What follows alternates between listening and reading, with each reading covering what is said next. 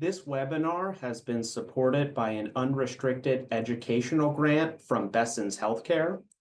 Besson's Healthcare had no role in the selection of topics or speakers and has not vetted or reviewed the content of the speakers' presentations. So my name is Dr. Matthew Nudi. I'm a cardiologist in the United States, and I'm going to be moderating this webinar from the International Menopause Society on recommendations on cardiovascular disease and cardiovascular risk assessment. We have two lectures today. The first will be a live lecture from Dr. Castelvecchio, and the second will be a pre-recorded lecture from Professor Tavella and Dr. Law, who are from Australia. So I'm going to go ahead and introduce the first lecture. And I just want to say a reminder that if you have any questions for our speaker, that you can enter questions into the chat. And at the end of the webinar, we'll have a question and answer session. So Dr. Castelvecchio is going to be presenting a lecture entitled Cardiac Risk in Menopausal Women with a focus on hormone therapy. Dr. Castelvecchio is a cardiologist in charge of cardiovascular prevention and gender medicine at IRCCS Policlinico San Donato in Milan, Italy.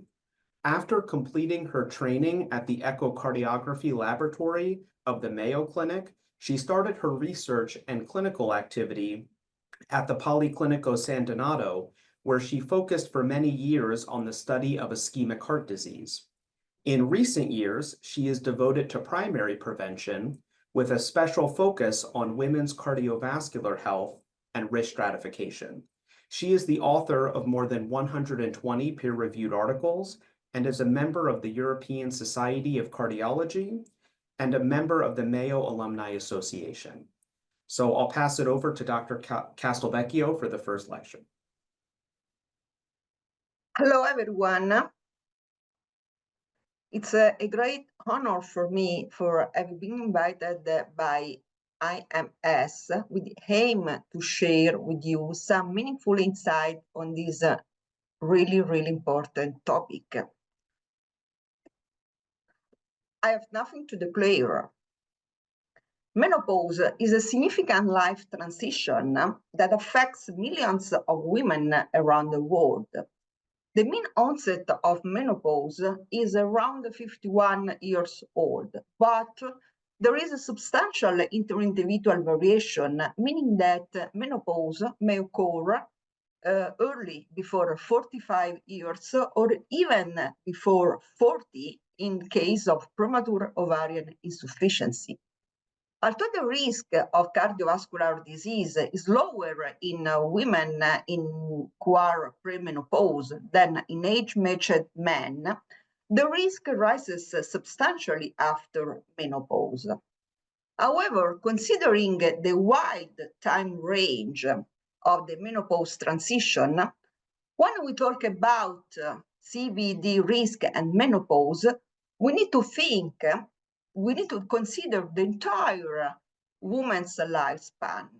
For instance, a linear inverse relationship has been found between early menopause and CVD risk, meaning that each 1 year decrease in age at menopause is associated with a 2% of increase in the CVD risk.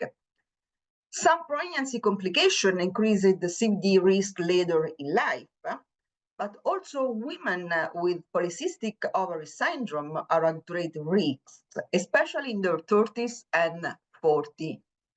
However, some confounders must be considering, meaning that women with female-specific conditions are more often have a higher smoking attitude, have more diabetes, or have a higher body mass index. This is the reason because some authors raise questions if the increased CVD risk is the cause of menopause or merely the consequence. Indeed, the enhanced cardiovascular risk in postmenopausal women has a multifactorial etiology, including also traditional risk factors as hypertension, dyslipidemia, diabetes, overweight or diabetes, and unhealthy lifestyles, as well under-recognized risk factors such a poor socioeconomic status, violence, psychosocial risk factors, or environment risk factors. Nowadays, the real problem is that there is still little evidence on the impact of the interaction of all these factors, including genetic factors, on postmenopausal women. Lastly, but not least, a recent prospective cohort study involving in postmenopausal women aged of 40 years and older, included in the UK Biobank, and followed for about 12 years, showed that not having taken birth control pills, not having children or menarche before 12 years were independently associated with cardiovascular morbidity and mortality. The results of this study are curious in some way, meaning that early menarche could mean more years with menstrual cycles, but this condition has been associated with a higher level of glucose, triglycerides, and metabolic syndrome. The exogenous administration of estrogen also show a paradoxical behavior, because if you take hormonal estrogen, in this case, you seem to be protected against cardiovascular disease. But if you take hormone therapy after menopause, the results are negative or still in some way neutral. But perhaps the relationship between exogenous and endogenous estrogens and cardiovascular disease at different age is something is more complex than we think. What we know for sure is that estrogens have positive effects on the cardiovascular system, in primis on vascular endothelium, promoting vasodilatation through nitroxide, inhibition of coronary vasospasm, and more in general, antioxidant and anti-inflammatory properties. While on the metabolic side, estrogen foster positive changes in lipid profile, reducing LDL cholesterol, increasing HDL, increase sensitive to insulin, limit weight gain, and reduce abdominal adiposity. With the estrogen deficit as consequence of menopause, a cascade of multisystemic changes related to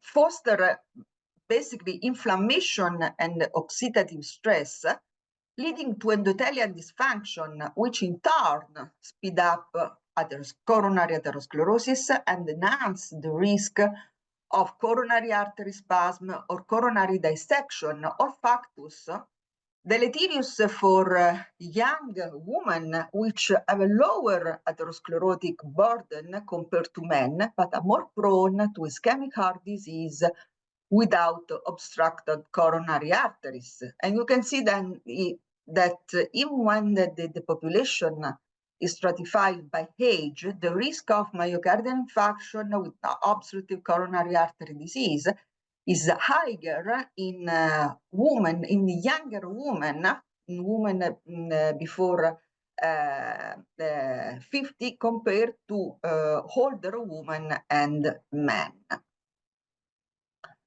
How we can approach women in menopause? Since the publication of the two landmark studies, the Women's Health Initiative and the Heart and Estrogen Progestin Replacement Study,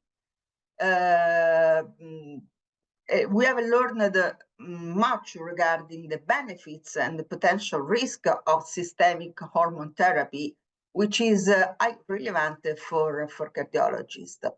The first two studies generated a lot of murmurs. The first was a study of primary prevention, including a quite older woman. The study was stopped early due to excess of invasive breast cancer. Preliminary results show significant increase in major cardiovascular events. However, when the final results were published, the cardiovascular risk was not significant. The second study was a study of secondary prevention, including also in this case a quite older woman with established coronary artery disease. In this case, no reduction of the overall rate of cardiovascular events have been shown. In contrast, there was an increase of the rate of thromboembolic events.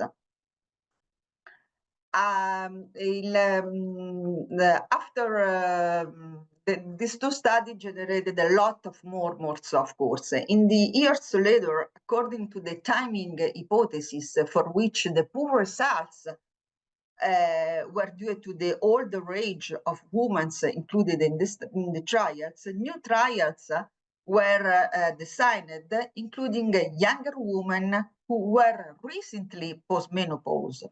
However, only one randomized trial, the Danish osteoporosis prevention study, showed good results in terms of major CV events. The other two studies, the KIPS and the ELITE, included as outcome no major cardiovascular events, but surrogate of atherosclerosis, while like carotid intimal media thickness.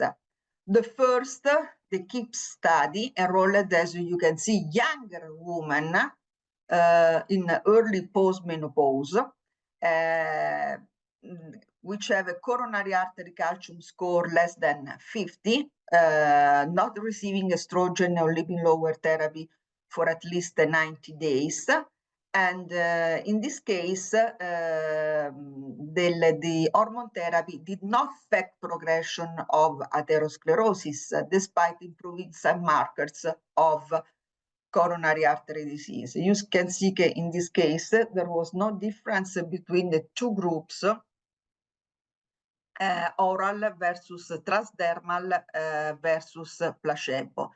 In the early versus late intervention, there was a statistically significantly difference between early postmenopause and placebo. However, the difference in terms of carotid intimal medial thickness was really, really low.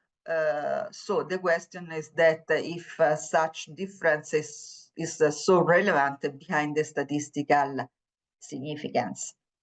Finally, a recent systematic review and meta-analysis in women with established cardiovascular disease was unable to show benefit of menopause hormone therapy for secondary cardiovascular prevention. Putting all these results together, those are recommendations for menopause hormone therapy from 4 different American Medical Society. As you can see, the main indication for hormone therapy are menopause symptoms. For sure, hormone therapy is not indicated for prevention of coronary heart disease, so no in primary prevention. For which woman hormone therapy should be okay? The green light is, of course, for women at low risk.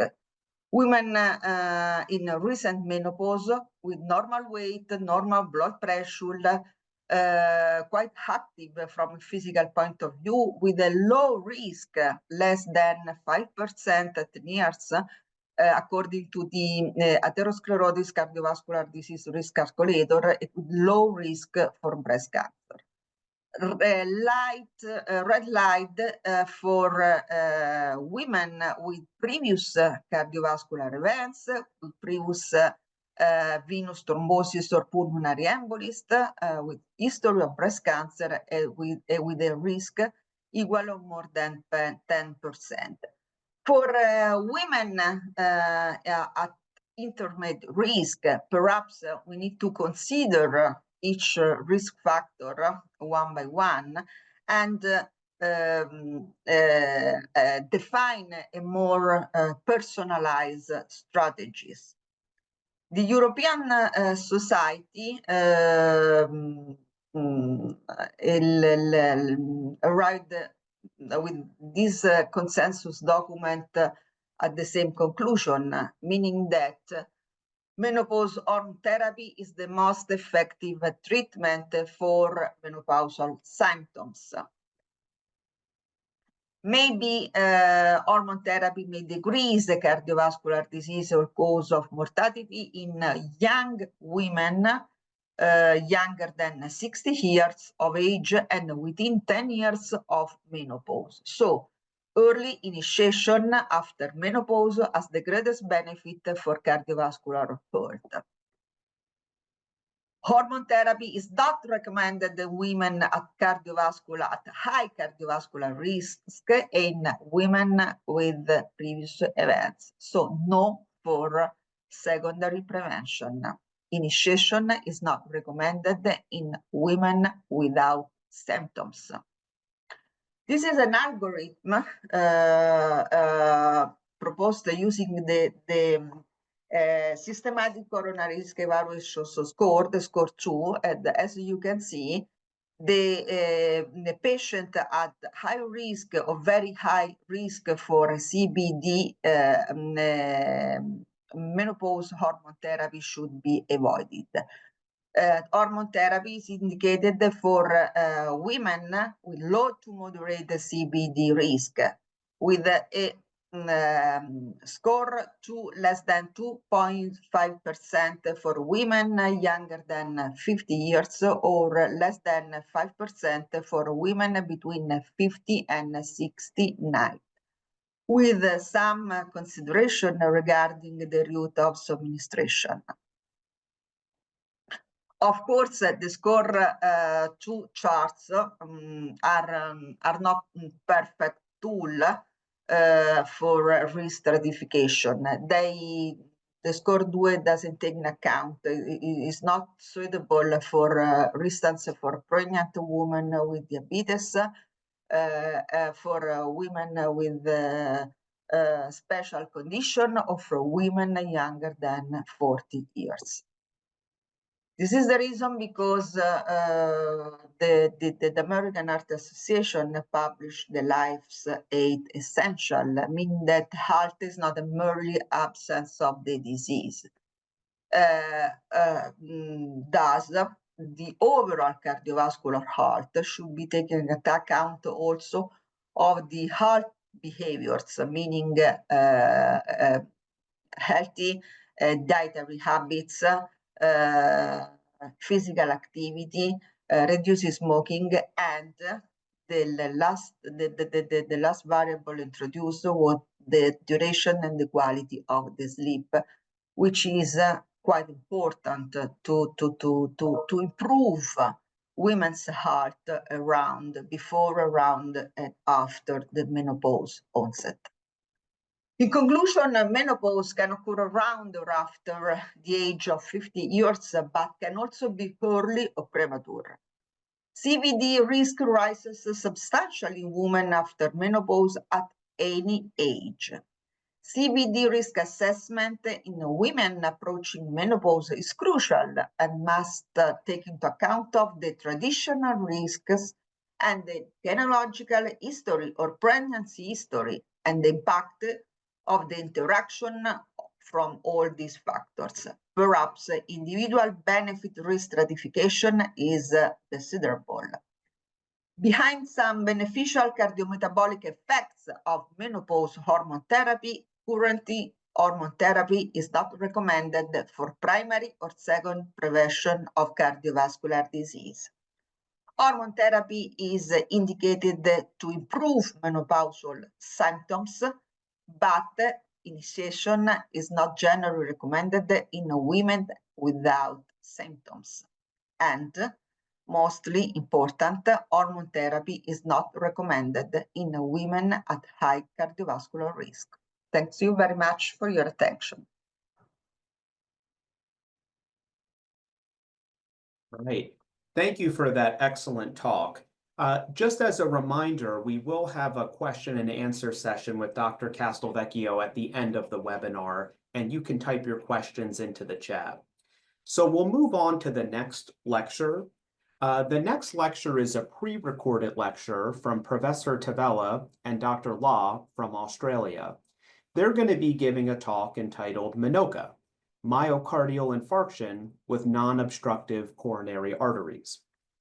Professor Tavella is a cardiovascular health outcomes researcher at the University of Adelaide. She received her PhD in 2012, and following that was appointed as clinical data manager in SA Health to implement strategies for monitoring cardiovascular care. This has included establishing the coronary angiogram database of South Australia, where she led initiatives measuring health quality and using registries to guide medical decision-making and evaluate effectiveness of treatments. Professor Tavella's primary research focus includes improving health outcomes for patients who have non-obstructive coronary arteries, and her work has contributed to the evolving understanding of non-obstructive coronary artery disease patients with myocardial infarction who have underlying coronary vasomotor disorders.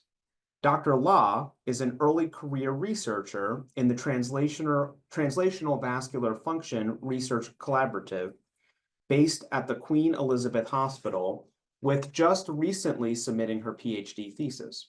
Her studies and interest are on those with chest pain in non-obstructive coronary arteries, which predominantly affect women. Dr. Law has established non-obstructive coronary artery disease registries encompassing clinical characteristics, patient-reported outcomes, linked data, and MRI findings, which will provide the National Analytic Foundation for evaluating and risk stratifying patients with non-obstructive coronary artery disease. Dr. Law's passion for this topic has led her to chair the University of Adelaide International Heart Spasm Alliance Advisory Research Committee, which is a global initiative providing support for patients who are living with these conditions, while also working in collaboration with expert clinicians around the world. So thank you very much for the invitation to take part in your webinar series. We're very sorry that we can't participate live due to the time difference for us, but we're very excited to deliver this presentation to you today about MINOCA, which is a heart condition that we are very passionate about and improving the outcomes for patients with this condition. So to outline today's webinar, we will begin by describing what exactly is MINOCA, what research has been done in the past that has led us to our current understanding of this condition, what are the known sex differences in MINOCA, and lastly, what are we currently researching in MINOCA and some of our future directions. So this presentation is going to be done as a tag team between Sarena and I. So I will hand over to Sarena to describe what MINOCA is. Thank you, Rosanna. So we had the opportunity recently to collaborate with the University of South Australia design students to develop a research story on MINOCA through a short animation. So I'll quickly show you that video now. When there is a cholesterol blockage in the coronary arteries, it can restrict the blood flow to the heart, which is called myocardial ischemia. This can cause severe chest pain symptoms. When there is prolonged myocardial ischemia, the heart does not receive enough blood, which causes heart cells to die. This is called myocardial infarction, also known as a heart attack. People who experience heart attack symptoms need emergency medical care. They will undergo tests such as an ECG, which shows the heart electrical activity, and a blood test to look at troponin, which is a protein found when there is damage to the heart cells. If these tests come back abnormal, it indicates that they have had a heart attack. The patient will then undergo an X-ray procedure called a coronary angiogram to see if there are any blockages in their coronary arteries. However, some heart attack patients will have no blockages in their coronary arteries. So, are they really having a heart attack? These patients are referred to as MINOCA, which stands for myocardial infarction with non-obstructive coronary arteries. These patients have a small heart attack, but with no blockages in their coronary arteries. So, the underlying reason for the heart attack is not clear. MINOCA occurs in 1 in 10 heart attack presentations. Sometimes, MINOCA patients are discharged from the hospital as having a non-cardiac diagnosis, and their abnormal tests are considered a false positive. This can be very stressful for the patient as they have gone from having a heart attack to having nothing wrong with their hearts. We can confirm a MINOCA diagnosis on cardiac magnetic resonance imaging, also known as a cardiac MRI. A cardiac MRI scan can detect damage to your heart after a heart attack. It is also able to identify other conditions that may have mimicked a heart attack, such as myocarditis, a viral infection causing inflammation of the heart. Therefore, a cardiac MRI is very important for MINOCA patients because it can help diagnose the underlying problem. Our understanding of MINOCA is still relatively new, but studies have shown that 30% of MINOCA patients will continue to have chest pain symptoms, and 3% will go on to have another heart attack 1 year later. The treatment strategies for MINOCA patients is still not clear, as most conventional treatment for heart attack patients is targeted towards treating those with blockages. However, cardiac researchers are working hard on finding the answer and understanding more about these MINOCA patients. If you are diagnosed with MINOCA, follow your doctor's suggestions on lifestyle changes and recommended medications.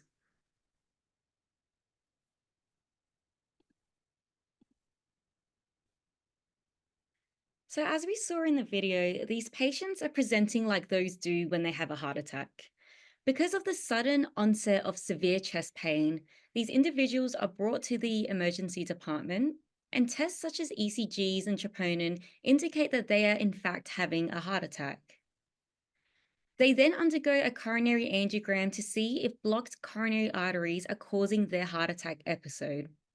However, when there are no coronary blockages seen on the angiogram, this can cause clinical confusion, and these MINOCA patients are usually told that they actually didn't have a heart attack. As a consequence, this actually reverses the progress into the patient's diagnostic workup because they usually don't have the opportunity to undergo further investigation into why they've had a heart attack. They are often discharged with no diagnosis and without appropriate treatment for the heart attack episode. This now results in a confused and anxious patient who went from being told that they had a heart attack to suddenly not having one just because they didn't have any coronary blockages. So the big question is, if there are no coronary blockages, then what is causing a heart attack in these MINOCA patients? There are other underlying conditions that can cause myocardial ischemia, which is reduced blood flow to the heart, which can then cause myocardial necrosis. This can include coronary artery plaque disruption, which is when the cap of the plaque in the artery wall ruptures, exposing the plaque's core to the bloodstream. They can also have epicardial coronary vasospasm, and that is when there is sudden narrowing of the coronary arteries. Coronary thromboembolism is when a blood clot forms in the coronary artery. Spontaneous coronary artery dissection, also known as SCAD, is when there is a tear that forms in the coronary artery. And lastly, coronary microvascular dysfunction is an umbrella term to describe conditions that affect the small coronary microvasculature. And all of these conditions can cause myocardial ischemia in one way or another without the presence of blockages, which then results in a heart attack and therefore MNOCA. I will now pass the presentation to Rosanna, who will go through some of the key publications of MNOCA and how the research in this area has evolved over time. Thanks, Sarena. So I would like to highlight the trajectory of important MNOCA research over the last 10 years. So even though we have been aware of heart attack without blockages for many decades, and particularly throughout the 1970s, when coronary angiography was widely used to diagnose myocardial infarction, it has been commonly thought to be a false positive heart attack until recently. In 2013, Professor John Beltrami, who is our research leader and mentor here in Adelaide, pioneered the scientific recognition of MNOCA by first coining this term. Even though it may sound simple, by coining a new term, it was a way to describe these patients with heart attack and non-obstructive coronary arteries and give them more structured attention and definition. And he summarized what we knew about these patients at the time. This then led to the pivotal systematic review publication by one of our other researchers, Dr. Tharshi Pasupathy, who provided the first detailed characterization of MNOCA patients at the time by reviewing the available literature. And she established that MNOCA was a group of patients with the following features. They seemed to have a prevalence of around 6% of all heart attack presentations. They had a median age of 55 years and 40% were women. When we compared MNOCA patients to patients with heart attack and cholesterol blockages, we saw that MNOCA patients were younger and they were more likely to be females. So this work was instrumental in elevating MNOCA from a clinical curiosity to a recognised and actively researched area in cardiology. One of the landmark publications that evolved from our 2015 work was the 2017 European Society of Cardiology position paper on MNOCA. This was really important because it was the first formal recognition of MNOCA as a distinct clinical condition in the international guidelines and associations. This paper defined MNOCA with clear diagnostic criteria which could then be applied to clinical practice. The ESC specified that MNOCA should be considered in patients who meet the universal criteria for acute myocardial infarction, which was described in Serena's earlier video as having ischemic symptoms like chest pain or changes on the ECG, plus biomarker elevation such as troponin. There would have to be no coronary stenosis evident on angiography, so a normal angiogram, and we define this as less than 50%. And lastly, there was no other clinically overt cause for the infarct presentation at the time of the angiogram. So from this paper, research in MNOCA continued to evolve, and as this happened, it became evident that our understanding of MNOCA also needed to evolve. We needed to emphasize that MNOCA was a heterogeneous condition because of its complex etiology. In 2019, the American Heart Association released its scientific statement, which built on the diagnostic criteria from 2017 and created a more comprehensive definition of MNOCA and stated that we needed to identify a true MNOCA from a MNOCA mimicker. And I'll explain what we mean by this. A true MNOCA is a patient with a heart attack presentation that has an underlying ischemic mechanism involved, as described earlier by Sarena. An example of this would be epicardial coronary artery spasm, which causes the constriction in the blood vessel, leading to myocardial ischemia and restricted blood flow leading to myocardial cell death. We needed to distinguish these patients from Minoka mimicas. And Minoka mimicas are other conditions that look like a Minoka, but they do not have an ischemic cause for their presentation, such as myocarditis, which is the inflammation of the heart, or Takotsubo, which is a stress cardiomyopathy that patients may experience. Now, in evaluating true Minoka and Minoka mimicas, it's crucial that a patient receives further diagnostic evaluation after the angiogram. In this situation, cardiac MRI is a highly valuable tool to help us further evaluate suspected Minoka patients. Cardiac MRI provides us with detailed imaging of heart tissue and helps us to identify the underlying cause of the heart attack presentation when the blockages are absent. It is very good at distinguishing between Minoka mimicas and the true Minokas due to ischemia. Each of these various presentations has a unique imaging pattern that cardiac MRI can reveal, which allows us for a more precise diagnosis than angiography alone. And here are some examples of various cardiac MRI images from suspected Minoka patients. The first image, we see a normal heart or no abnormalities detected at all. In the second column, we see the myocardial infarct image. In this scenario, we see scarred tissue from the myocardial cell death due to ischemia, and that creates a bright signal on the imaging.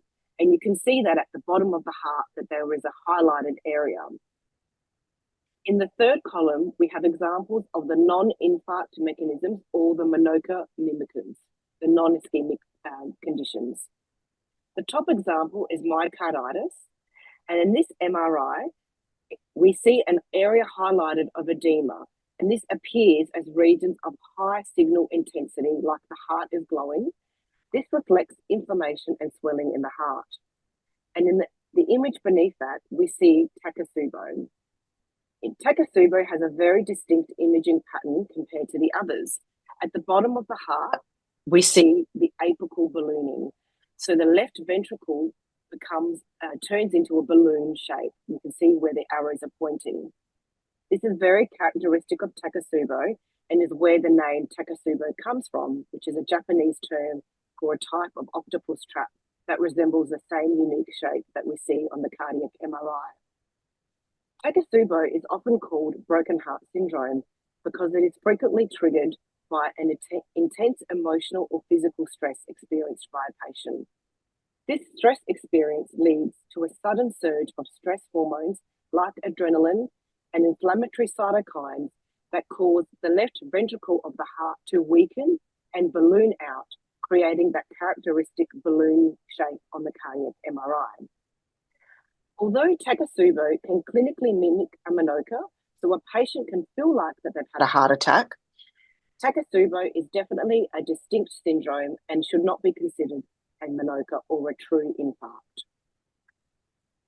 Further highlighting the role of cardiac MRI is some research from the United Kingdom that looked at 200 Minoka patients and compared the cardiologist's diagnosis before the MRI and the diagnosis after MRI. You can see here in the chart, the cells that are highlighted in the orange colour are where both the cardiologist's diagnosis and the MRI diagnosis were correct. So there were many patients that received an incorrect diagnosis before the MRI. For example, in the first row there for myocarditis, there were 73 patients in total that the cardiologist thought the patient had myocarditis. When they had the MRI, myocarditis was seen in only 34 patients. And in 23 patients, the MRI actually showed a true ischemic infarct.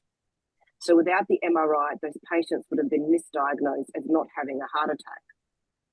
In this study, cardiac MRI showed a significant clinical impact by providing patients and doctors with a new diagnosis in 54% of patients, which resulted in a change in management in 41% of patients. Thus, cardiac MRI is a critical tool in the diagnostic evaluation of Menoka, and the diagnostic value and the clinical impact of cardiac MRI is highest when the cardiac MRI is performed as early as possible following the heart attack presentation, and ideally within 2 weeks. Now I will hand back to Sarena to discuss what we know about sex differences in Menoka. Thanks, Rosanna. So last year, Rosanna and I had the pleasure of being invited to write a review on the sex-specific and ethnicity-specific differences in Menoka. As Rosanna had outlined in the previous slides, the interest surrounding Menoka research has increased over the past decade drastically. It was important to have a review to highlight an update on any sex-specific and ethnicity-specific differences in Menoka, covering things such as clinical traits, underlying mechanisms, diagnosis, treatment, prognosis, and socioeconomical factors underlying these differences. What we found was that studies reported that compared to men with Menoka, women with Menoka were usually older, they had a lower BMI, a lower peak troponin, were usually non-smokers. They were less likely to present with STEMI, which is the worst of the two types of heart attacks. They were also likely to have an increased risk of early morning onset of a heart attack, and that women also had an increased somatic awareness of pain. The sex differences in the underlying mechanisms of Menoka can be best described by this figure developed by an editorial published last year by some researchers in Italy. The figure highlights that women have a higher prevalence of having SCAD, with this high prevalence possibly being driven by pregnancy-associated SCAD. And although the risk of coronary spasm is quite equal between men and women have an increased risk of spasm after menopause. When considering Menoka mimickers, women are more likely to have Takotsubo, especially women who are postmenopausal. And studies have also shown that Menoka women are also more likely to have normal or non-specific findings on a cardiac MRI when compared to men with Menoka. When we looked at studies evaluating sex differences in diagnosis, we found that there were no differences, as diagnostic workup is dependent on the suspected underlying diagnosis. And in a similar manner, there were also no sex differences in optimal treatment, as this is also dependent on the underlying diagnosis for Menoka. However, we saw that women potentially had worse prognosis compared to men, which is driven by an increased incidence of stroke. And this sex-related difference in stroke incidence might be due to numerous factors, which can include estrogen deprivation from menopause or poorly managed comorbidities in women. Lastly, studies show that women are also reported to have a worse health status compared to men and women with blockages, which includes lower treatment satisfaction levels and a greater risk of depression. Within our review, we also looked into the ethnicity-specific differences in Menoka. And some of our key findings were that the Indigenous Australian population and Japanese and Korean populations are predisposed to coronary artery spasm. As a result, coronary artery spasm is routinely carried out in Japan. There is also a high prevalence of coronary artery spasm-induced heart attacks in the Yemeni population due to frequent cat chewing. So cat chewing is an amphetamine-like substance, and studies have shown that chewing cat can produce similar effects to other illicit compounds such as cocaine and ecstasy. And lastly, studies show that the prognosis found was similar between ethnicities in Menoka patients. I will now pass the presentation back to Rosanna, who will go through some of our ongoing Menoka research at the University of Adelaide. Thanks, Sarena. So one of the major focuses that we have in our research is to continue developing large databases of Menoka patients, which incorporate the cardiac MRI findings. In South Australia, we're very fortunate that we have a database called CADOSA, which has angiograms performed in all of our public hospitals from the last 12 years. So we're able to evaluate 12 years of Menoka patients. We are working with our international collaborators to maximise the value of available Menoka datasets around the globe by combining our datasets by combining our data sets along with our MRI findings. The overall aim of using the data is to gain a deeper understanding of Manoka patients, including their clinical outcomes, the mechanisms that are involved, the treatments that are available, and new treatments that may need to emerge, and the impact that the condition Manoka has on patients. Now, I'll share with you a couple of examples that we have recently developed using our Cardosa data. This example here is from work produced by Sarena during her PhD. She looked at almost 1,300 Manoka patients in Cardosa and evaluated their cardiac MRI findings. She also looked at a patient-focused outcome, which was the prevalence of chest pain that would require emergency department presentation over the 3 years after their Manoka condition. You can see in the flowchart on the left here that from the 1,300 patients in Serena's dataset, less than 300 patients, Manoka patients, had a cardiac MRI.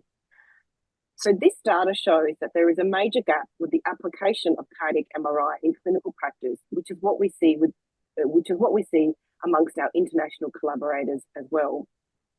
In terms of the outcome data, Sarena showed that 57% of patients who had the MRI had a new diagnosis.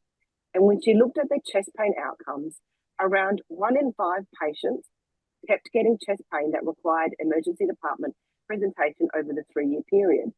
But this was higher in the patients that had an infarct on MRI, almost 40% of patients. So this further highlights the prognostic significance of the cardiac MRI. Lastly, from some unpublished data in Cardosa, we have recently gathered data on sex differences in long-term outcomes in Manoka, so looking at outcomes over 5 years. You can see on this slide here, the female Manoka patients in pink had a higher prevalence of emergency department chest pain presentations over the 5-year period compared to men, almost 40% returning to the ED. We also saw that there was a higher mortality and a higher risk of major adverse cardiac events in women compared to men, although this was not statistically significant in our small study. But it does suggest that Manoka women tend to have a more concerning prognosis than Manoka men. Hence, there is a need for the more collaborative and larger studies that I mentioned earlier to investigate this further. So in conclusion, the evolution of Manoka has meant that many patients have experienced an overlooked diagnosis. They also experience ongoing chest pain and a poor health status. This experience has been encountered by many women with Manoka and has resulted in patients turning to each other for support on social media platforms. We have had the privilege of working with one of our collaborators, the International Heart Spasms Alliance, which is a patient-driven and consumer-centered patient advocacy group that's been founded by women with Manoka and other similar related conditions. IHSA have a key role in providing support through shared experiences, but they also share medical information through their platforms. They maintain discussion forums for patients to connect with and share their experiences.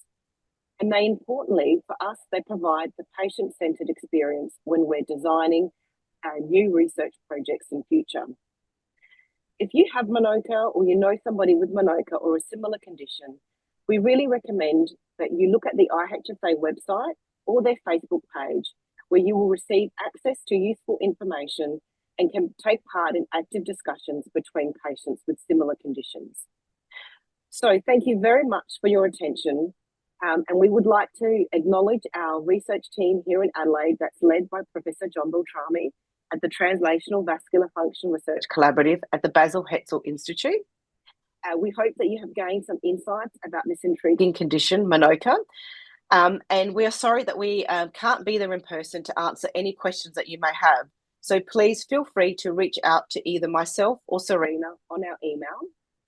You can read more information about the research that we've undertaken on the sex differences and ethnic differences via the journal article. The link is above. And we would like to lastly acknowledge our funding partners, the University of Adelaide, SA Health, Hospital Research Foundation, and the Basil Hetzel Institute. And last but not least, the patients who contribute to our research. Thank you for your attention. All right, thank you for that excellent talk. So we're now going to move over to the question and answer portion of the webinar. As Professor Tavella mentioned, her and her colleague, Dr. Law, will not be available for the live Q&A, but you are welcome to email them with any questions that you have on their talk. All right, so Dr. Castelvecchio, the first question that we have is, what role does coronary artery calcium score, or CAC score, have in determining cardiovascular risk in women who are at intermediate risk of having cardiovascular disease in the future? Thanks for this question, Dr. Nadio. The coronary calcium score may be a role in this in the women at intermediate risk, meaning that so it can be considered, meaning that if the score, the calcium score is equal to 0, the risk, the CVD risk is quite low. So now it well recognized that the CAC score is a good risk modifier. So if we have some doubt, I mean, the women at the intermediate risk, you know, it's a mixed population. For instance, women with overweight, not frankly obese, women with diabetes of recent of short duration without organ damage.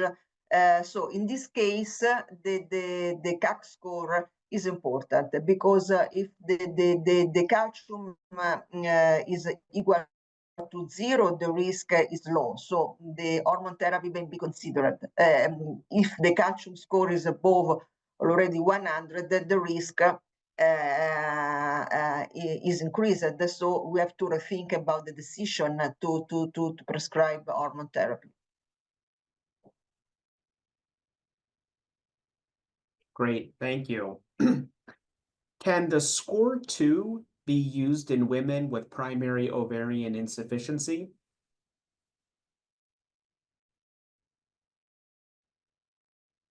Basically, no, because I mean, it's up to the age of the patient, because the score 2 it's useful for women before within in the range of 40 to 70. There are we have the score 2 diabetes for women with diabetes, for people with diabetes. We have the score 2 for people older than 70, but we don't have this risk calculator for people under 40. So this is a problem, and as I mentioned before, in this case, for instance, the CAC score would be useful. Yeah, perfect. And what I will add is, in the United States, right now, we're using the ACC-AHA pooled cohort equation, and the same rule applies, that the calculator is not validated for individuals under the age of 40. The American Heart Association just proposed a new risk assessment tool called the PREVENT equation, which you can use in slightly younger adults. And there's some emphasis on long-term risk of cardiovascular disease up to 30 years, but this new calculator hasn't quite made its way into our guidelines just yet. No. But this is an important point of discussion, because I try to explain, nowadays when we talk of menopause, we don't have to think of women with an age older than 50. We have to think of women also of 25, 40 years. So we need to stratify really, really young women. Thank you. What role does the route of administration of hormone therapy have on risk of cardiovascular disease events, especially in women who may be at intermediate risk of cardiovascular disease?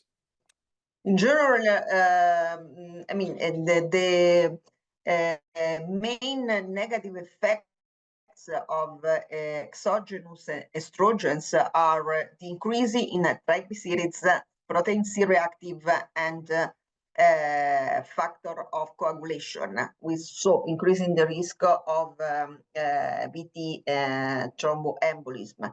In this case, the transdermal route of administration is safer compared with the oral administration.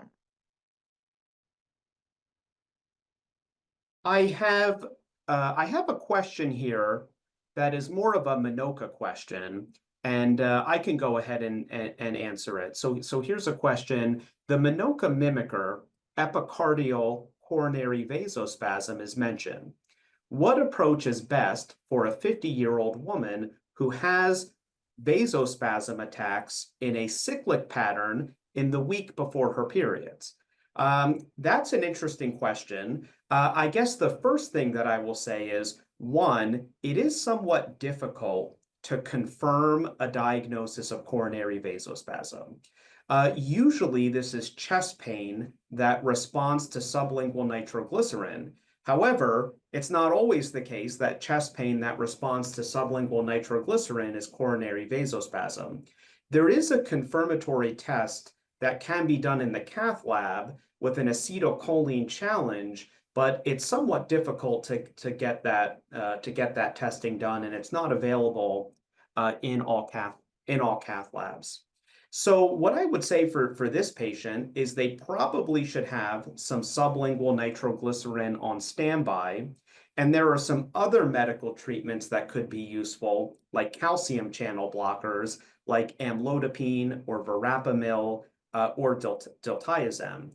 And then I guess the other question that I would have for this patient is, are they on any kind of hormone therapy? While it hasn't been studied for this specific condition, I do know that hormone therapy can cause some vasodilation and some vasodilatory properties. So that's just one question that I see. So Dr. Castelvecchio, there's another question here in the chat. Are there any recommendations for women who were on menopausal hormone replacement therapy within 10 years of menopause, then stopped due to non-compliance, but now want to get back on hormone therapy, but they're now 10 years after menopause onset? Do you have any recommendations for this patient? So the duration of hormone therapy still debated, and there are a different point of view according to different associations. 10 years of hormone therapy is a long time. What we have to consider, we need to re-stratify the cardiovascular risk of women. Perhaps she can go back reducing the dose, but before we need to reassess the evolving individual woman. Sometimes the recommendation is for then 5 years, less than 5 years of duration with the reduction of the dose if continuing. So perhaps there are no clear recommendations. Perhaps she can start again, but before it's necessary to redo a cardiovascular risk stratification. Thank you. So we are getting to the top of the hour. So what we'll do is we'll ask one final question and then move towards the conclusion of the webinar. So we have a question in the chat. Do you have any recommendations as to oral or parental estrogen when considering risk of cardiovascular disease? It's something that I said before. I mean, in case of perhaps intermediate risk, the transdermal route should be preferred to the oral administration. All right. Thank you so much, Dr. Castelvecchio. We really appreciate the Q&A session and your lecture. So we are now going to move towards the conclusion of the webinar. So please visit the International Menopause Society website, imsociety.org, to find out more about the many educational events and resources that you see listed here and about becoming an IMS member. Many resources are available for free, including exclusive offers for IMS members, free one-year IMS membership for those who complete IMPART Level 1 modules, IMS membership offers in partnership with local and regional societies who are members of CAMS, monthly live events, and an extensive library of educational resources. And you can find out more at the website imsociety.org. Thank you, and this is the conclusion of the webinar. We appreciate you tuning in.